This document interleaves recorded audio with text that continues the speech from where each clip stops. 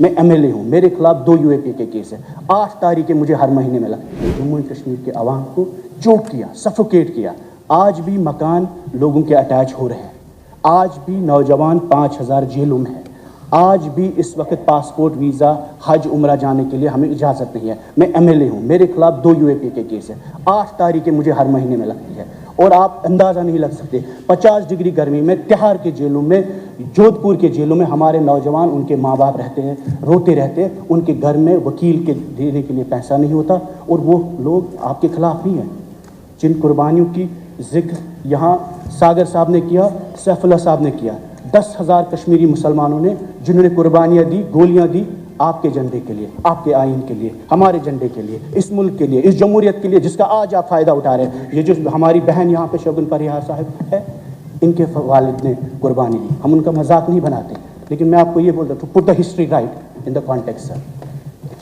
जिस तरीके में शेख साहब के नाम के साथ बेहुरमती की गई, वो हर उसके बेहुरमती हर शख्स के साथ जिसने हिंदुस्तान का झंडा बाला दस्त किया जम्मू कश्मीर में। जब तक आप 13 जुलाई के मुसलमान जो शहीद हुए जम्मू कश्मीर में, आप उनकी एजाज़ में सरकारी छुट्टी को बहाल नहीं करेंगे, बीजेपी कोई इंसाफ नहीं कर सकती है। चाहे वो शेख साहब का दिन हो या 13 जुलाई यौम शुहदा जिसे कहते हैं, वो कुर्बानियाँ जमहूरियत के लिए थी, वो कुर्बानियाँ हिंदुस्तान के लिए थी, और वो कुर्बानियों का नतीजा है कि आज आपको और हमें ये जमहूरियत, ये फ्लोर मिलता है। मैं उमर साहब से भी ये रिक्वेस्ट करता हूँ, आप सभी से, खासकर आपसे सर, कि ये दोनों छुट्टियाँ, चाहे वो शेख साहब की छुट्टी हो या 13 जुलाई यौम शहादत जिसे कहते हैं, both days should be restored, and this house should resolve it collectively, irrespective of ideologies and parties. Even if it was your founder, we are with you, and the BJP also, इन्हें भी हम appeal करते हैं और हम दामन रहला के कहते हैं कि 13 जुलाई is the most precious day in the history of Jammu and Kashmir. It is not a communal day, it's a day for democracy, it's a day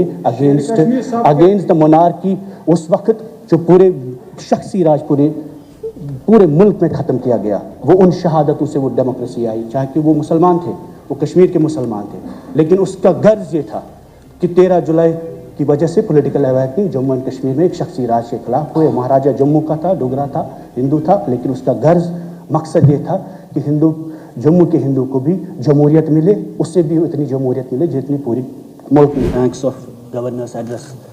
और ये जो मोशन जिसका पेपर मेरे हाथ में है, this document is a reflection of vision of our government और हमारी कैबिनेट का वेटेड डॉक्यूमेंट है ये।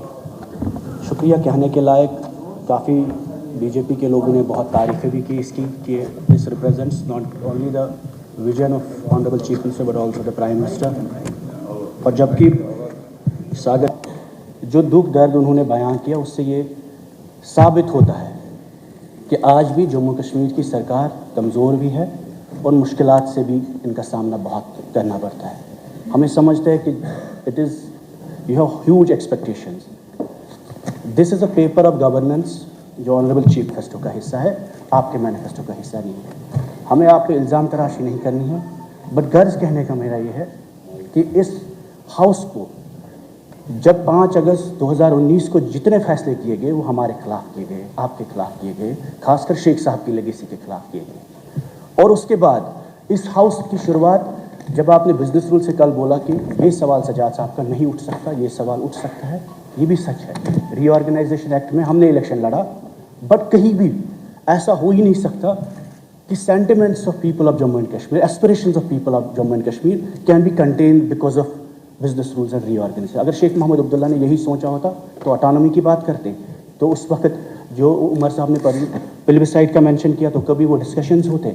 गर्ज ये है कि अगर Jammu and Kashmir people have lost all agencies and all means of power, the last agency is this house. It is up to us whether we make this house into a glorified municipality और equivalent to the constituent assembly discourse debates जो इस constituent assembly में हुआ करते थे। हो सकता है ये कमज़ोर असेंबली है और ये आप लोगों के लिए भी है। अगर नेशनल कॉन्फ्रेंस मजबूरी में होकर सरकार चलाने के लिए, चीज़ें ठीक करने के लिए, बहुत ज़्यादा इश्यूज़ उमर साहब उस पर खामोशी करते हैं, लेकिन इस खामोशी की कीमत बहुत महंगी है जम्मू कश्मीर के आवाम के लिए, क्योंकि 5 साल बाद, 10 साल बाद हमें लगेगा ये नॉर्मलाइज हुआ, जो हम बार बार कहते आ रहे हैं। खुदा ना खास्ता आपकी वजह से एब्रोगेशन नहीं हुई, लेकिन शेख साहब को देने के लिए हिंदुस्तान को एक मुल्क था, आज हम उसको म्यूनसिपलिटी में हमने टर्न डाउन किया है। اور اتنے ٹرن ڈاؤن کیا ہے کہ باہر پولیس والا جو ہے کسی اس ہاؤس میں 90 لوگوں کی طاقت نہیں ہے کہ اس کی تبدیلی کر سکے. نتیجہ یہ ہے sir, if you as a custodian of this house will not let discourse and debate in Jammu and Kashmir, نتیجہ وائلنس ہوا ہے, نتیجہ سیپریٹزم ہوا, نتیجہ جماعت اسلامیہ ہوا, نتیجہ پاکستان اسٹرانگ ہوا جموں کشمیر میں. کیونکہ ساتھ ہی ساتھ مجھے زیادہ وقت آپ سے نہیں لینا, نائک صاحب بھی کچھ بات کریں گے, آپ نے بولا 13 منٹ ہے, ہم اس سے کم ٹائم میں کنکلوڈ کریں گے. عمر صاحب نے اپنے پرومسز میں یہ کہا ہم ریزرویشن کو ریشنلائز کریں گے. We are a young state, we are countering militancy, we are facing extremism, we are facing drugs, depression, میسو چیلنجز. اگر میریٹوریس بچہ میرٹ کے حساب سے اسٹیٹ میں نوکری نہیں لے سکتا, اپنے کالج میں پڑھ نہیں سکتا, زمین بیچ کر اس کا باپ اس کو بنگلور اور مہاراشٹر بیچتا ہے, تو یہ میریٹوریس بچہ کرے گا کیا؟ اگر ریزرویشن ریشنلائزیشن سب سے امپورٹنٹ ایشو ہے. میں نہیں بولتا ہم ریزرویشن خدا نہ خواستہ اکنامک ویکر سیکشنز ہے, پہاڑی بھائی ہمارے, گجر بھائی, کسی بھی ایس سی بھائی, سب کا حق ہے, لیکن reservation as per the population جو پورے ملک میں میٹرکس ہے, پورے دنیا میں میٹرکس ہے کہ پرو ریٹا ریزرویشن ہونی چاہیے, جتنی آبادی اتنا آرکشن ملے ان کو. اور ہم کہتے ہیں میرٹ کو آپ ختم نہ کریں. دوسرا مسئلہ سر, آپ نے اپنے مینیفیسٹو میں کہا ٹھیک ہے ہوم آپ کے انڈر نہیں ہے, آپ کوشچنز نہیں لیں گے, لیکن sir this house has to enable people the dialogue. اگر بیٹر سٹیزن شپ کا مقصد ہے